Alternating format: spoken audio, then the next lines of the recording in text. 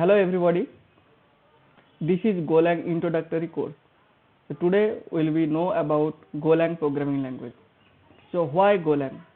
GoLang is easy to write, it's simple, readable, and it's faster like C program.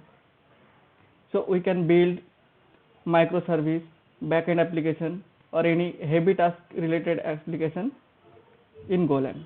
We can run GoLang in directly as a script, or we can run it as a compiled language. So it will build for different system and we can run it easily without any kind of VM like Java or any other language.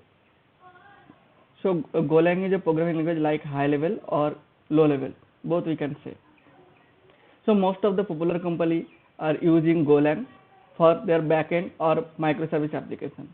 I am a senior software engineer and currently I am working in GoLang. So I will be telling you how we can write GoLang easily, we can understand GoLang in next session. Thank you for watching this video. See you in the next session. Bye.